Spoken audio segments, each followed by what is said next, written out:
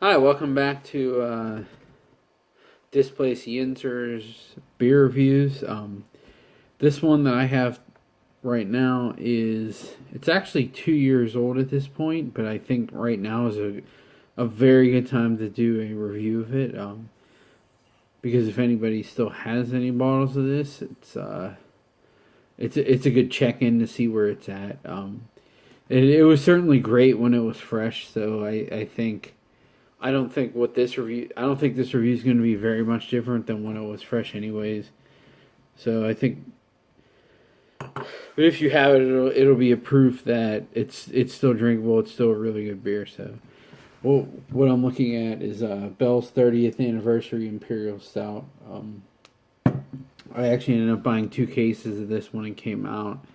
It was pretty limited, but I went through every avenue that I could to get as much of it as I could, because I knew when when Bell's does these big Imperial Stout releases like Batch 7,000 and Batch 9,000 and those things, they hold up for several years. And when I had this fresh, it was a little abrasive, but at that point it was still really good, and I knew over time it would still be a really good beer. So I'm gonna crack this guy open and see what it's looking at. And actually, you can see right here, August 29th, 2015 was the package on date. So at this point, it's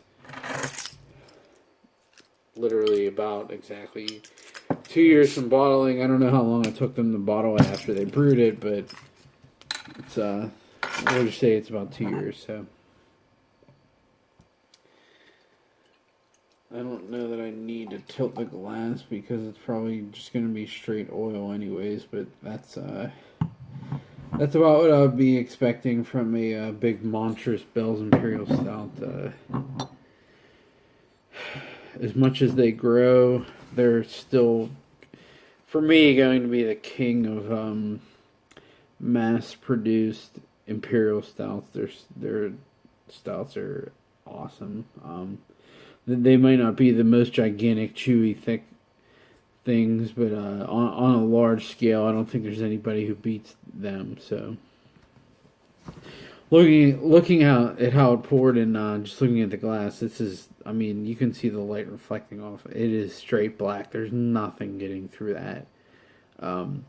It's pretty. This actually, I had this side by side with Expedition about a year ago, and this was actually darker than Expedition. We kind of poured a little bit into each glass to see what light we get through what, and this actually somehow was darker than Expedition, which really blew me away.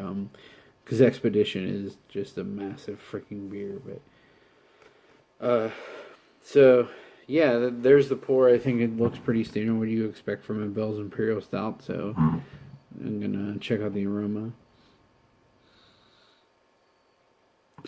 So the first thing is big chocolate, like dark chocolate and cocoa. Um, there's a little bit of a roasty, ashy character, but not to the point where it's offensive. Because I don't like big ash at all. Like, I hate Black Patent. It's not that though. Um, excuse me. There is a little bit of like a dark cherry, dark fruit character, and oxidation is like showing its head. It probably like the most minimal level that you could possibly show oxidation without not noticing it. I It might not even be oxidation, to be honest. It might just be the malt character, but it would make sense if it was, because it is 2 years old, so that would show a little bit you would expect. So I'm gonna get a little taste here.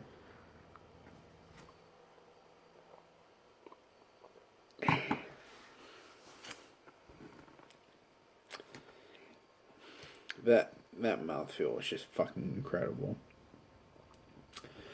Uh, even if you take away from what it tastes like if it tasted like complete garbage, which it absolutely doesn't,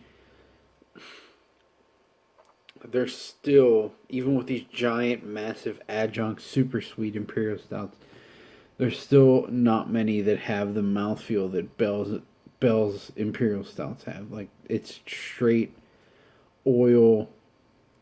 I don't even know how to describe it because it's not. Usually, the only way you get that is from a lot of residual sugars, but this is not sweet at all.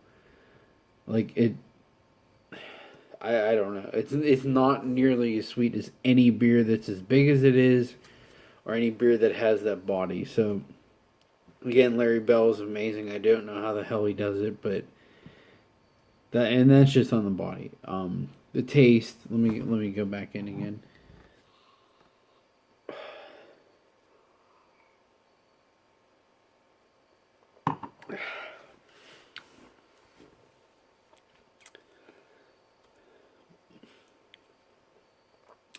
The first thing I'm getting is like tobacco and dark cherry. And I don't usually necessarily like dark fruits in imperial stout, but it's a milder note, and it balances out the big char dark chocolate character of the rest of the beer. So I think it's okay. A lot of the Belgian and European stouts are just they're just straight. They're either straight ash or they're dark fruit, like one or the other. They don't have that balance between the two, or that chocolatey character. And I think this has all of that. It's all it.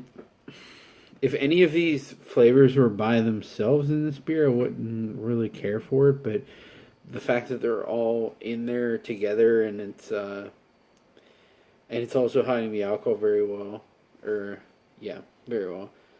It's dark chocolatey, very roasty, kind of coffee, but not really. It's more like a dark chocolate, burnt roasty, but not burnt to the point that it's like a stringent black patent.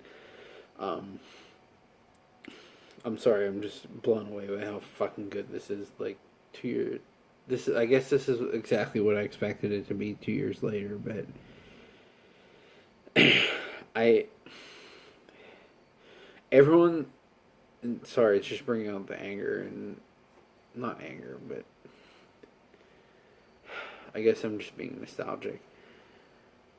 I can't think of any brewery right now that's making an imperial stout without the ridiculous adjuncts, without being barrel aged. Don't get me wrong, I love all of those.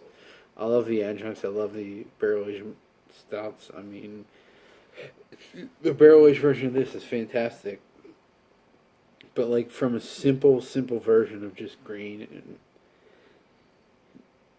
water, hops, not all the other crap. Like I don't think anyone does it better than Bell's. Founders is the only one, and then their barrel aged series, backstage series, whatever the hell it is, recently has been pretty lackluster. But their regular imperial stout, just age a year or two is mind blowing, and I wish they would barrel age that by itself, but they haven't done that. So yeah, this is I guess this is a tough one for me to recommend for someone to just go out and get this, because you're not just going to go out and buy it somewhere. If you already have it, I guess you know what it tastes like. But if you know a friend that still has some of these bottles, or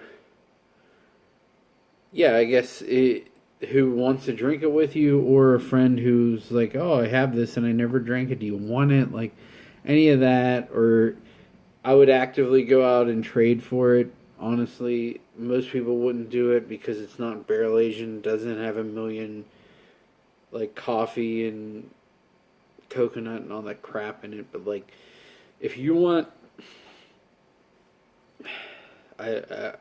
sorry, if you want a real example of what an amazing imperial stout is like by itself, like Marshall Zukov from Cigar City was one of those, but they've dropped off so much since they got big. Like 1050 from Oscar Blues is the same one. Like somehow Bell's, I know they didn't sell out, but still they've gotten very, very big in the last 5 years.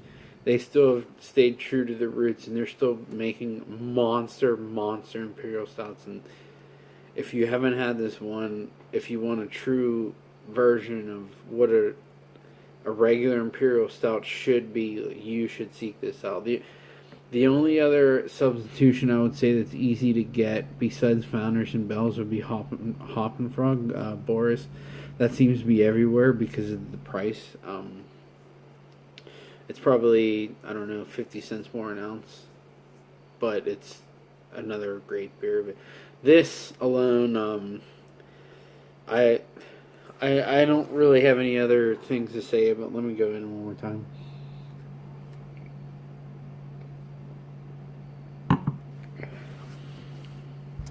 For a non-adjunct, non-barrel-aged imperial stout,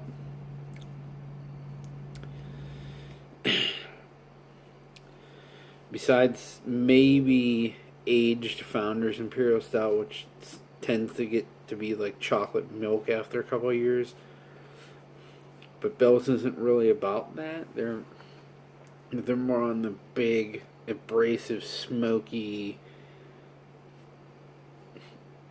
I don't know. The Bell's is just a bigger, bolder flavor than Founders is, and I appreciate them both equally. It's just, comparing the two. If you want a big, giant, fucking Imperial Stout, get a couple year aged Expedition and/or this. This is more unique. Expedition is more hoppy, more ashy. Like I like this better than Expedition, but they're both fucking great. But I think I've been rambling on way too much. I just want people to know that this is still drinking incredibly well, and I'm so glad that I still have several bottles of this left, and it's just great. Well, I hope to see you again on one of my reviews, and see you guys later.